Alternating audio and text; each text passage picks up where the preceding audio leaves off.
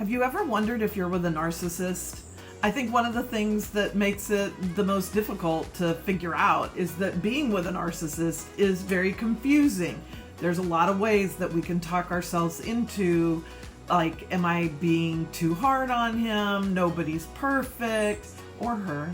Nobody's perfect. You know, maybe it's me, all those kinds of things. And we're going to talk about that a little bit more in a minute. But I'm Brenda Florida, certified life coach, and I'm a little bit of a self-proclaimed pro, unfortunately, at being in relationships with narcissists. Both my parents are narcissists, and my 3 significant romantic relationships, 2 husbands and somebody I lived with, were also surely narcissists. Now, I'm talking about this from a non-medical, technical background. I'm a certified life coach, not a therapist. So I want to give you some Harvard medical characteristics of what creates a narcissistic personality disorder diagnosis. So that'll give you a sense on the person you're dealing with, and it could be somebody at work. It could be a friend too, but this happens a lot at work. It's not like we're choosing the people we work with, but if you're like me and you had parents who are also narcissists, it's very easy to choose narcissistic men in my case, because I'm straight, partners, because it's what we're used to. There's nothing that seems abnormal about it. So listen to these characteristics as I share them with you, and I'm going to read them because I don't want to get them wrong. Of a narcissist, and see if you can, see this in your person. And then what I'm going to really go into here after that is what it's like for you. How do you know? Because I think it's always better to focus on ourselves than the other person. But if from your experience, you're experiencing the things I'm going to describe in a minute from your own perspective, then you just know you have a problem. The point is being able to own and validate our own experience in a relationship. So here's what Harvard Medical has to say about someone who would be considered a narcissist. They have a need for admiration from others. So we all like to be admired and liked and all of that. But this is a more extreme need for that level of admiration, okay? A grandiose or excessive sense of self-importance kind of goes along with that. A sense of entitlement, which may include an unreasonable expectation to be treated favorably or for others to comply with their demands and expectations. So this is when, they may be being demanding or unreasonable, and they're still expecting a favorable response from others. A preoccupation with themselves and a lack of empathy for others. Now, that doesn't mean they're not sensitive, and this is part of why it's so confusing, because of course narcissists come in all shapes and sizes and flavors, and so some are super controlling, very sort of dictator, my way or the highway, and maybe that's a little easier to identify. Others are kind of the other extreme of just like super sensitive, and that can be confused with true empathy, which it's not, but it can feel like it or look like it when you're observing them in relationships or how they behave with you, and they may be in fact controlling you with all that sensitivity and emotions, as if you can't hurt their feelings. To hurt their feelings is just the most horrific thing ever, and that's because of that grandiosity that they have and the entitlement that things should be the way they want them to be. Now let's talk about you. This is the most important part to me, because if you're feeling these things, it doesn't matter if your person's a narcissist or not. Like, we don't have to, again, get hung up on that label.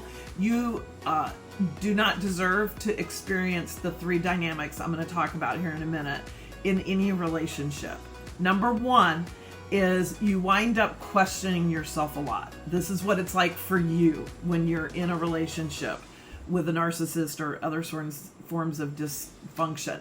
And there's a lot of this like, oh, am I remembering that right? Or maybe I'm judging them too harshly, or maybe I didn't really say that the way I meant to say it, or whatever. because what's happening is the way that the person is responding to you when you complain, or when you say you don't like something they did, or they were critical to you, or, just call them out on some sort of bad behavior. They're going to turn it on you, so it makes you doubt yourself. And so this is where gaslighting fits in, but it doesn't have to be as dramatic as gaslighting. Gaslighting is, when they deny your experience completely, which creates so much self-doubt and confusion. And we learn not to even trust ourselves. We don't trust our memories. We don't trust our experiences. So gaslighting is a really damaging dynamic in any relationship. So I want to hear from you if you relate to this. Now I'm going to go on to the second and our third way to sort of self-identify that we're in a relationship because of what we're experiencing that isn't healthy for us. But I want to hear in the comments if this resonates with you.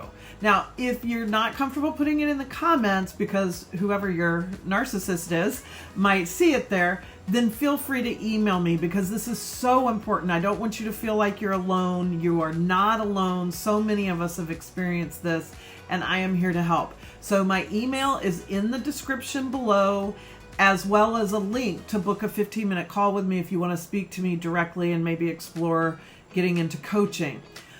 Number 2 is we usually end up going along with a lot of things, like keeping the peace and not wanting to make a big deal out of something that isn't, or whatever, which is just another way of dismissing our own experience internally. In that situation, I don't need my narcissist to tell me to shut up, or that it didn't happen the way I say it happened, or whatever. I'm doing it to myself. I'm shutting up myself. I'm saying, this isn't important enough to bring up. Oh, he didn't mean it. Oh, I don't want to make a mountain out of a molehill, whatever it is. And that self-dismissal is just as damaging as being dismissed by somebody else.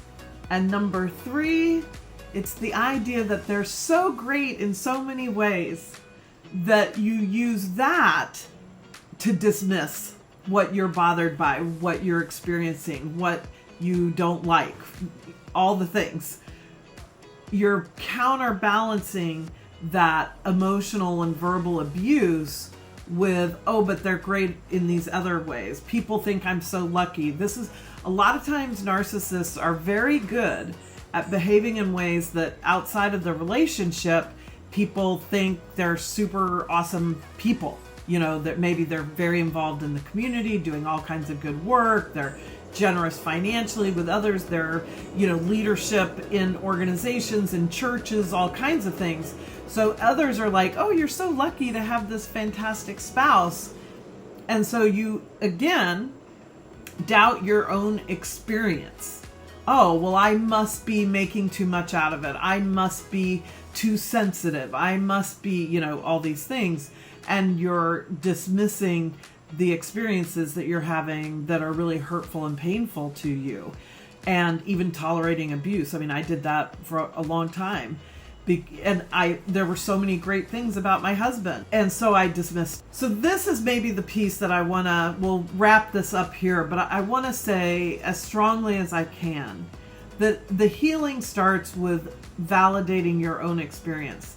You've got to allow yourself to trust what happened for you, what it was like for you, and not let these external things, whether it's the person or their standing in the community, or the fact that you're, go to church and you're married and divorce is bad, or whatever, like we can't let anything dismiss our own pain, because your pain is real and it's valid, and you deserve a life where you're not living in that pain. So again, I hope you'll either put something in the comments below or reach out to me directly and privately. Nobody but me reads my email. You're going to get me on that 15-minute call. It's not going to be somebody on my team. It'll be you and I talking together about whether now is the right time for you to get in coaching with me, because whatever it is, you don't deserve to be in a relationship that's painful.